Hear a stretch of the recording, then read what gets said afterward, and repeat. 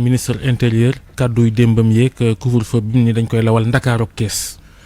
D'abord il faut dire que ni ko juriste yi jàngatee teguwul ci yoon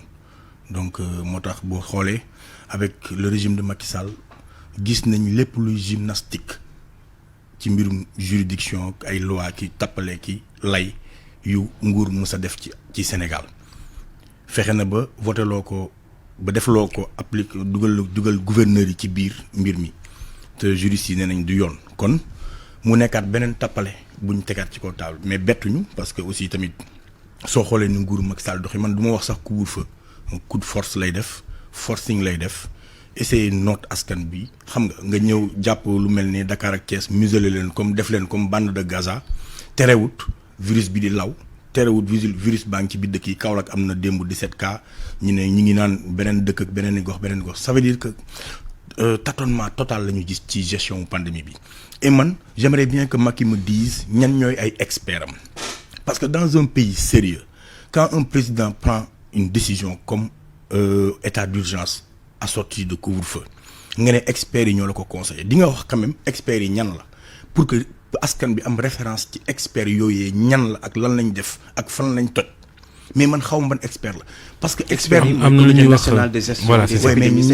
ñan ñoo ko constitué est-ce que ñooñu toog nañoo taskatu xibaar yi wax joxe les vraies raisons parce que bu ñuy waxee lii yeneen médecins yi wax nañ leneen la ca des te on s'est rendu compte que au contraire la décision de Macky Sall moo nekk le vecteur de propagation du virus en réalité parce que au Sénégal qu'on ne se trompe pas Sénégal mënoo fi def distanciation physique par exemple yow ñeenti kër mooy nekk ci ñeenti néeg mooy nekk ci kër gi. bàyyi li ngay wax. non ñeenti néeg mooy nekk ci kër gi. néegu maam ak sët yi ñooy fanaanandoo ak jànq bi néegu góor ñi ñeent la ñu doon ñaari la fa ne néegu jigéen ñi juróom la ñu doon ak néegu paa beeg mère bi boolu añ yéen a koy bokk ku nekk sukk boolu reer yéen a koy bokk ku nekk sukk fan la distanciation physique mën a am foofu nga ñëw ci car rapide yi ñëw ci bus yi tataay ñu ne déet na waaye nga dem ci marché yi ñu ne déet na waaye 4 millions d'élèves joxoo leen masque joxoo leen sanitizer joxoo leen dara même bëccëg bi mel ne tulleeg maale nga ne léegi yow 20 heures dugg leen seen kër yi virus bi noctambule la wala moom guddi lay génn c'est-à-dire que comment est-ce que un état sérieux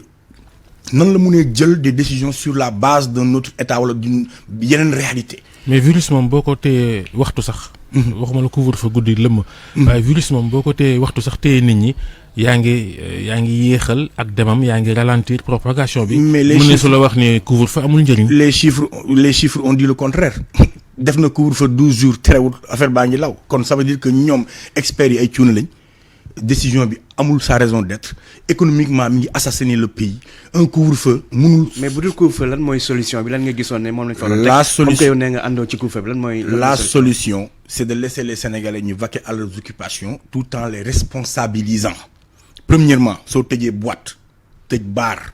nit amul raison génn guddi restaurant nga ne leen mun ngeen liggéey ba minuit mais nit amul droit toog ku ñëw da ngay jënd dem wala nga woote ñu livrer la. soo ko defee ak période sedd bi ñu nekk les Sénégalais quand même seen santé jaral na leen ko mais ku ci balaa ngaa xalaat wér-gu-yaram lekk ci la bokk ak dund yow ku lekkul naanul jàngul fajuwul nan lay amee wér-gu-yaram secteur yi nga assassiné secteur informel bi mu jël note ko mooy jaaykatu may gay jaaykatu nangam mais imaginez regardez ce qui se passe ci arrêt bus yi bu kii bi heure bi jotee daw yeeg yooyu mobilisation bi moom laa la wax ma ne la cette décision de Macky Sall mooy le premier vecteur de propagation du virus donc tâtonnement la ak cuune la et puis surtout nga tegoon une commission ci première vague bi nga teg une commission génne 1000 milliards enrichir sa beau-frère ak ay xaritam 1000 milliards yooyu nar a nax saay nii kenn ñëwul tegal ñu un bilan personne ne nous a dit premier couvre-feu bi lii moo nekkoon les résultats kenn ñëwul wax ak askan bi xamal leen ay chiffres yu exact on te parle aujourd'hui de nangam de cas suba nangam de cas gis naa sax benn jour le directeur xawma lan waa ji waxu cas yi wax ne sur 200 cas testés am nañ 300 malades pour te dire incohérence totale ci li ñuy def. njuumte la woon rek ci chiffres yi. du njuumte c'est une incohérence c'est du tâtonnement cet état est incapable de protéger son peuple ñun mënuñu def la gestion de cette pandémie de la même manière que les Européens yi seen ay cas ay 100 000 cas ay 100 000 morts ñun. Une population de 17 millions, il nous parle de 20 000 cas. Vous vous rendez compte, il n'y a pas de test de masque bu ñu def testé wuñ ku dul kuy voyager ba pare muy jar 40 000 francs comment est-ce que Institut Pasteur kese nekk fi condam di tester nit ñi test bi jaar am na yeneen laboratoire est-ce que tey jii man en tant que sénégalais su ma buggee dem def test damay ñëw rek taxaw rek ñu testé ma amul tant que amoo doomu jàngoro bi sa yaram wala yow sa waa kër gasax nga leen nga soog ñu soog laa testé da nga mus a gis kenn ku dem ñëw. loo bëgg a wax ne li ñuy lim ëpp na fuuf. en réalité ñi ko am ëpp na fuuf li ñuy lim. bu fekkee ne loolu la ñuy wax ci virus bi ni muy lawee. li ko am ëpp na fuuf di junni yoon di dem donc on n'a pas les chiffres exacts li ñuy def mooy testé ku fa ñëwul testé wuñ la